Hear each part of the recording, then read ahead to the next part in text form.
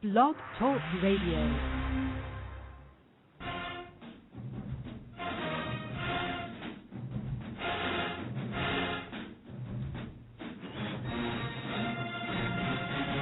Behold, how good and how pleasant it is for brethren to dwell together in unity. This is the Choppin It Up Show, brought to you by the Marching Podcast and Blog Talk Radio. I'm your official Marching Podcast announcer, David Thompson, and here's your host, the Phantom Podcaster himself, Joe Beard.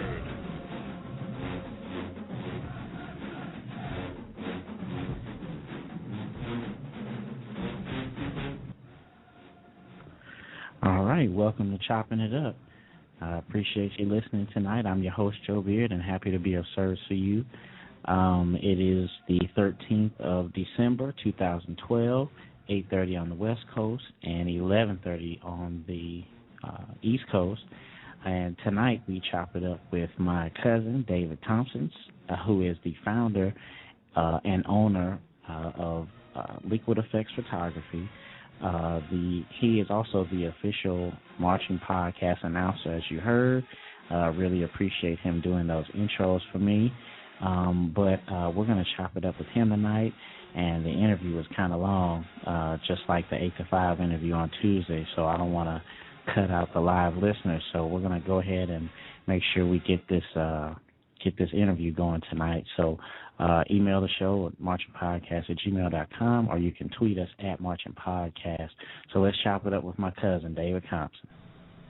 You're now live in the woodshed here with David Thompson, my cousin extraordinaire. We really appreciate David coming on and talking to us and having this interview with us. How you doing today, cuz? Cuz, I'm doing real good.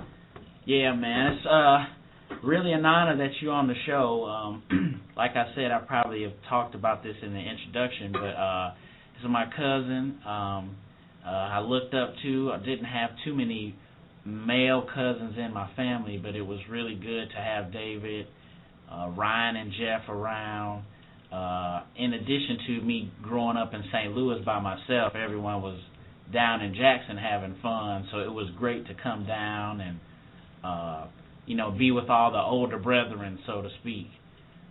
So it's just really cool to have be interviewing you on the show today, man. I appreciate it. Well, man, I appreciate that too. I'm proud of what you're doing here, with the podcast and everything. And I was talking to my mom about it this morning and telling her how good it is, and how I'll tell you the other day how glad I am that you've been able to keep it going, and I want to encourage you to continue to do the same thing. And as far as when we were little kids and stuff like that, man, I just got to tell you, it's so amazing to see the man that you've become. I'm really proud of you, and it's funny when I look at you and see pictures of you, I still see that little bitty Joseph. But you all grown up now, man, and I love the way you think, and I love, the way you take care of your family and all that, man. I couldn't be prouder. I appreciate it. I really do. It's an honor, man. I really appreciate it. Well, let's get right into the interview. Where are you from, Dave? I'm originally from Jackson, Mississippi, and I've lived in several cities since then. I was originally born there, and I was just a few months old. My family moved to Memphis, and then we moved right back to Jackson when I was still a little kid.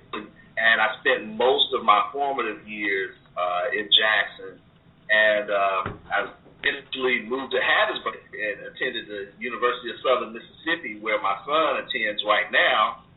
Ended up transferring to Tougaloo College, where my daughter goes to school now, and coming back to Jackson. And eventually I moved to Chicago, spent about 11 years there, and now I live in Rockford, Illinois. And my wife is what brought me to Rockford because she was born and raised here.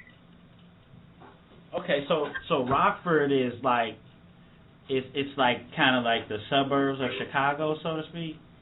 Actually, it's about an hour and a half northwest of Chicago.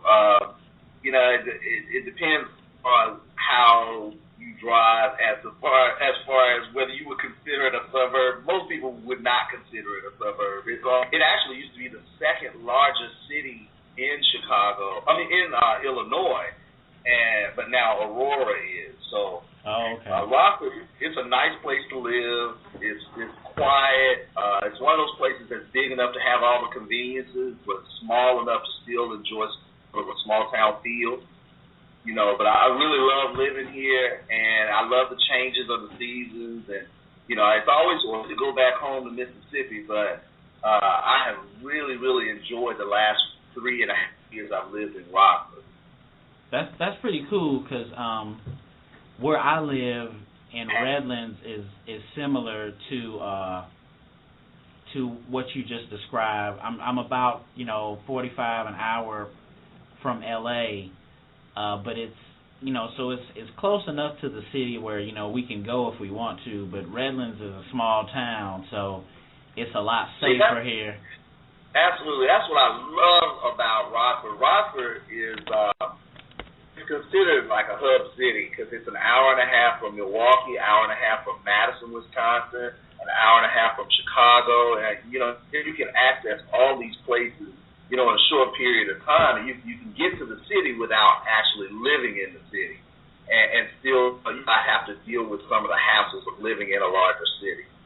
So that's one of the things that I think it might be just about the best thing about living in Rockford, to tell you the truth. Yeah, I heard that, man. But that's really cool. I remember when you went up to Illinois, and you've been up there for a while now. So it's pretty cool. So and it's funny. I'm glad you told me about Aunt Billy and Uncle Lee. I didn't know that they went to Memphis for a little short stint. When I was really little, a job. Actually, I was like 4 months old, and my dad transferred to work for International Harvester in Memphis, and my mom was teaching. And we only stayed there for like 3 or 4 years. I was like 4 years old when we moved back to Jackson. Oh, okay. Yeah. Okay. Well, that's cool, man. So, where did you go to high school in Jackson? I attended Callaway High School, class of 1987, the Chargers. Wow. Okay. So, and I know that's a popular high school in Jackson, right? It is. It's one of the larger high schools in Jackson, or at least it was when I was living there. And it's in North Jackson. And when I was going to school there, we had a in-town rivalries. Like our biggest in-town rivalry was Murrah High School. Still is, so I hear. But also there was here in Provine. You can't forget those. And those are really the 4 largest schools in that area, with Callaway obviously looking the best. Right. Right. I remember you and our other cousin Jeff, they went to Callaway, and Ryan, our other cousin, he went to Provine. That's correct. That's right. He went to Provine. Actually, most of our cousins who lived in Jackson went to Callaway, because Candace, Jeffrey, me, Tanya, Natalie, all of us went to Callaway. Right. Because all of us basically live in North Jackson, so there you have it. Right, and I remember Ryan. He used to live closer to Jackson State, but now Aunt Sarah, they all live in North Jackson now, I think. Right, and Ryan actually lives way out east of Flowood. Oh, wow. And I actually forget what the name of this little town is. But that actually, go ahead. I'm sorry. I was gonna say that's enough. It's east of Flowood. That's all you can say. Really? Right. So that's cool, man. So when you were in high school, did you march in the marching band, or did you perform in any ensembles?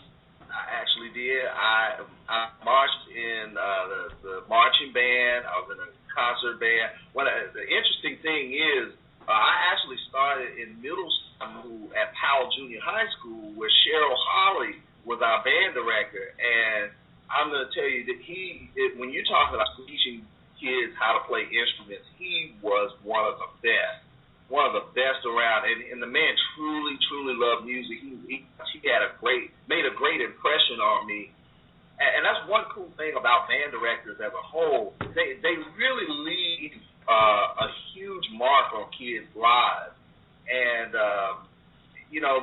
to me more so than regular teachers even, because you spend more time than just time in the classroom with them. Right. You spend time practicing, you spend time marching, and they become even somewhat of a father figure because they're always yelling and screaming at somebody. Right. But anyway, Cheryl Holly, I gotta say, he really prepared us to go move on to the next step in high school, at Callaway High School.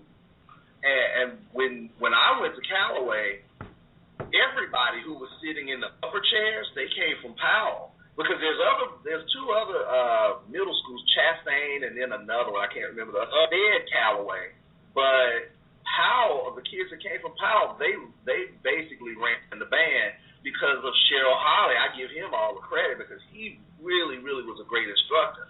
Now, me myself, when I first auditioned to be in Callaway's marching band, I got first chair coming in as a 10th grade sophomore, and it caused quite a little buzz. And actually I got challenged down to like third or fourth chair because I think I just had a really good day, right? And the other guys had not so good a day. But it still said a lot for the fact that it was my first year in the high school marching band, and I was sitting fourth chair. First part, fourth chair, and I was holding my own.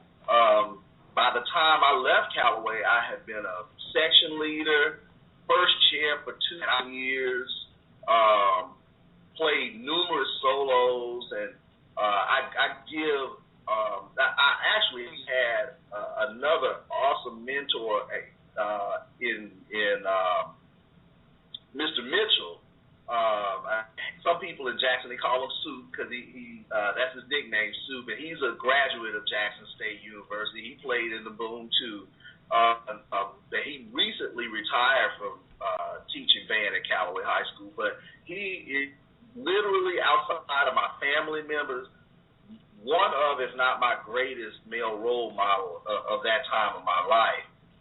He's an awesome director, an amazing teacher, and he was just so cool, Right. And sometimes after rehearsal, he would get on the piano in the band hall and just play one song after another and sing and play it. I mean, it was just really, those of us who were like section leaders who were really into the band, we enjoyed just hanging out with Mr. Mitchell. He was an incredible teacher who really cared.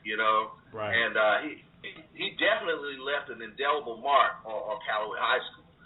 When he first got there in the Mississippi High School band competition, Callaway had been getting all threes in every category for like 15, 20 years, with one being the best and five being the worst. They've been getting all three. Mr. Mitchell was the one, and man, I mean, it almost makes me emotional just to think about what happened. It was actually my first year at Callaway. There was another band director there, and I won't call his name because we were really just too much for him. It was his first job as a band director, and we basically rode him out of town now. But then Mr. Mitchell came my junior year in high school, and in 1 year, he whipped that band into shape. And at the band festival, and we were 5A, we were in the biggest group of bands. And our first year with him being there, we were twos, and all the rest of the bands that were present stood up and gave us a standing ovation. Wow. Because, it was really cool. I mean, we might as well have gotten all one. Because they had never seen Callaway. They had not seen Callaway put it that well in years and years and years. The very next year, we got our first one, and we actually got two ones. We got a one in concert and a one in March. And so Mr. Mitchell definitely proved that, you know, he was the man for the job, and that he could come in and take these kids who, even though it was is in a really nice neighborhood, it's still an African American, predominantly African American school, and the African American schools at that time generally didn't do as well at band competition, and he proved that, you know, that the black kids can come in and they can get ones too, and you know, he deserves all the credit for that. So my experience at Callaway was just in the band. I'll never forget it. It was definitely my glory days. I actually had two sets of glory days. There was my band glory days, and there was my frat glory days. So definitely, man, it was some of the best times of my life. And one of the biggest things about playing in a band in high school in Jackson, especially a predominantly African American school, the big thing is to imitate the sonic boom. Right. And one cool thing about Mr. Mitchell being our band director, he understood this, because he was a member of the boom himself. And he knows that every young man and young woman who plays in the band in Jackson aspires to be a member of the sonic boom of the South. And so there were people from the sonic boom who actually gave us music sometimes so we could play the same things that they were playing, and we tried to march like them. We tried to play live. You know, we would actually go to the game on Saturday and watch the boom, and then practice all week and try to do the same thing they did the next Friday at our high school game. I'm telling you, man, that the sonic boom of the South is a mystic legend, man. I mean, it's bigger than just a band. I mean, it's deep into the culture, not just of HBCU, not just in Jackson, but in HBCUs as a whole. And you know, traditionally, I mean, over the years, I'll say, man, there's a lot of bands, a lot of good bands that play at HBCUs. But to me, there'll never be a band greater than the Sonic Boom of the South. Yeah, man. I mean, I totally agree. You know, we've got some good bands coming out and, you know, showing their thing now, but definitely the history attached to the boom. Absolutely. And it's funny you talk about those high school kids. I remember being in Jackson because I didn't have the same high school experience in St. Louis, Missouri. You know, it's just not the same. So when we would go, like when I was in Jackson and I would go to these high school games, I mean, of course, mostly to look tight in front of high school kids. You know, I would be going and I would be looking at the bands and I was like, hey, that's the exact same thing we did, you know. So it was a trip just to see that live and to see how these high school kids wanted to be like us. It was flattering, you know what I mean? Absolutely. Well, you have to understand, you know, too, when you are growing up in Jackson, Mississippi, you are going to the Jackson State homecoming game and the Jackson State games your whole life. Right. You've been seeing it your whole life, and for many of us, to play in the Sonic Boom is like going to the NFL. Right. You know, it's the equivalent to us. You know, I'm really happy that we're going to Mississippi next week actually to watch my son play for the University of Southern Mississippi. But that is Jackson State's homecoming weekend, and we will have the opportunity to go to the homecoming game. And my wife, being from Rockford, has never seen the Sonic Boom of the South. Oh, that's going to be great. That'll be a really good experience. Yeah, what I experienced as a little kid with them coming down the street and those bass drums making your chest shake. Yeah. It's the most amazing thing, man, and the precision and the discipline. It is really awesome. And now that I'm older, I look back at the age of those kids that are doing that, and to me back then they were grown, but now I realize they're just kids, man. Yep, yeah, that's huge. Let me get into Liquid Effex, because I just now realized, and I could actually probably talk with you probably another hour, but right. But I wanted to get at least into your business. We're all proud, the family's proud of you. You started your own business, good young entrepreneur, and I know for sure that the business is doing well, and you did the photo shoot for our cousin Tanya's wedding. So I just wanted to hear you talk about Liquid Effex and like how you started it, and like where you are, and like what you learned along the way.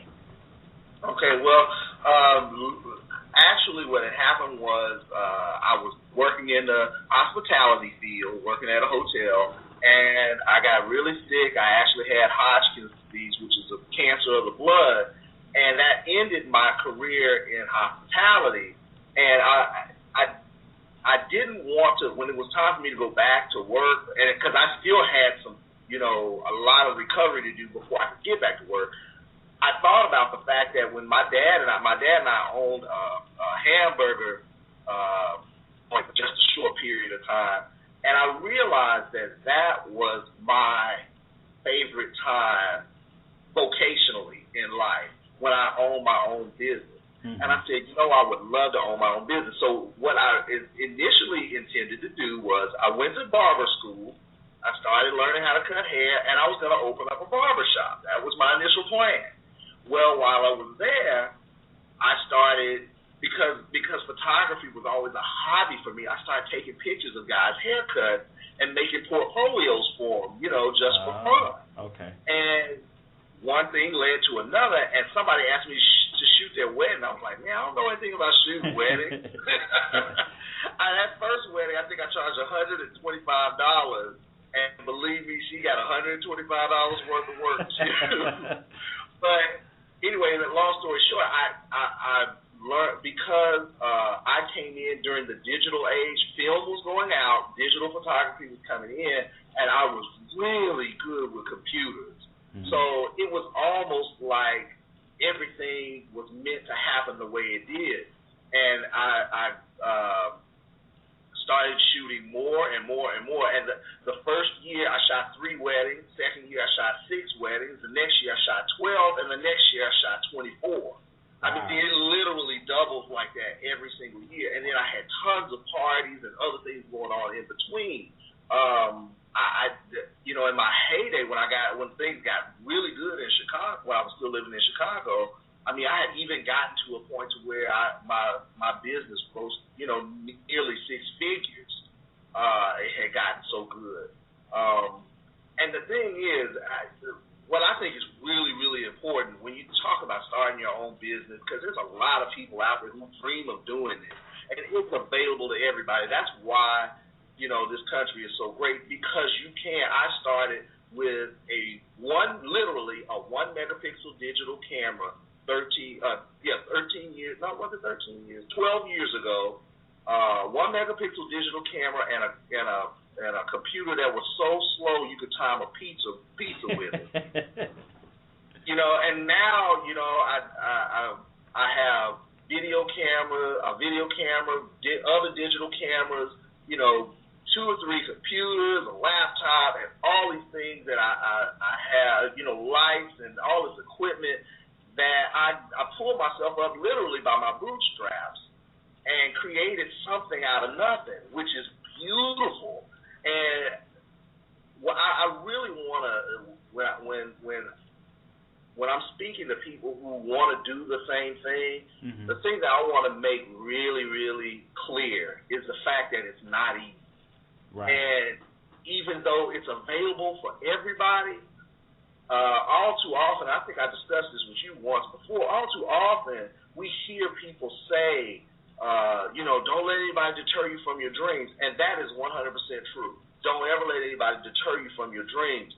But you have to understand that all these people that you see that are famous or successful, they went through something to get to where they are. You don't just say, I'm never giving up, and boom, it just happened. Right. You go through a lot. And I went through lot. And I experienced a huge downturn in business when the recession hit, and a big drop in sales. And I'm just now making it back to where I was because, thank God. People say the economy isn't getting better, but I know the economy is getting better because my business is getting better. Right. And what I sell is a luxury. And so, you can definitely gauge the economy by how well a photographer does because people don't absolutely have to buy pictures. Right. But my whole point is, though, when you see these people like Tyler Perry and Russell Simmons and these people who are huge moguls making millions of dollars, and Tyler Perry used to be homeless and this and that, you really don't know everything that he went through to get to where he is. And you need to keep that in mind that even though it's available to everybody, anybody can do it. You have to know that it's way harder than it looks from the outside. Right. And you have to have a passion for what you're doing. If you don't have a passion for what you're doing, you're going to give up and you're going to let it go. If I had continued to pursue cutting hair, I never would have made it because I don't have a passion for cutting hair. Right. Right.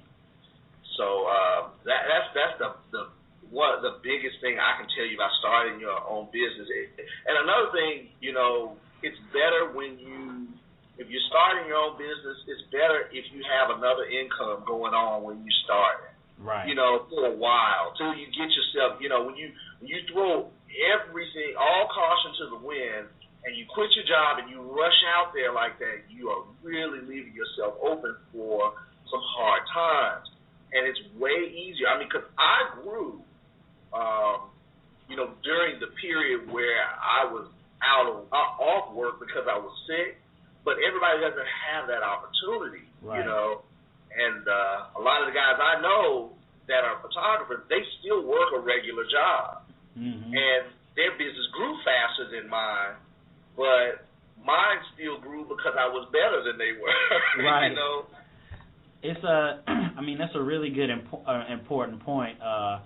One of my friends that I hope to interview on the show, his name is DeAnthony Smotherman. He's the Bruz, he's a Q, and we went to high school together. We essentially kind of grew up together.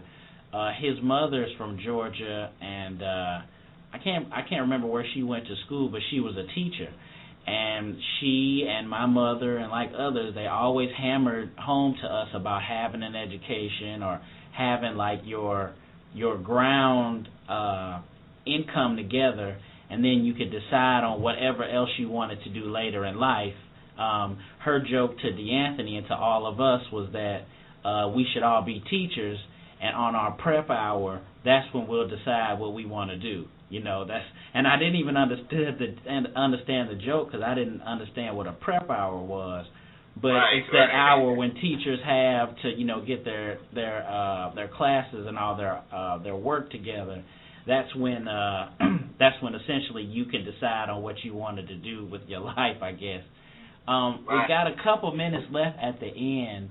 How can we support Liquid Effex if we want to do some pictures or if we want to hire you for business? How do we go about supporting the business? Okay, well, first of all, my website is liquideffex.com, just that simple. It's Liquid Effex, and Effex is spelled E-F-F-E-X. So that's liquideffex.com. You can also see other examples of the work that Liquid Effex has done at liquideffex.smugmug.com. You'll see a lot of examples of our work there. My telephone number is area code 773-454-5556, and we serve the entire Illinois-Wisconsin state line area, which includes Rockford, Chicago, Joliet. We go even to Northwest Indiana. And actually, to tell you the truth, we'll go anywhere in the country. It just might. Look, we've done family reunions in Mississippi and things like that, so you might incur an additional fee for travel or whatever, but we actually do serve the entire United States. We do very unique work, and you'd be hard-pressed to find anyone who can deliver the quality we deliver at the price we deliver it at. That's what I say all the time. You might find somebody that's cheaper, but their quality won't be as good. And you might find somebody, who might be able to provide something that I don't provide, but they're going to cost you a whole lot more. So we're really good a middleman's type photographer, That's outstanding, cuz. We're going to go ahead and wrap up the interview. I really appreciate your time. Love you, man. Appreciate you. Wish you much success. And we'll hear more from you in the future. All right, cuz. Thank you so much.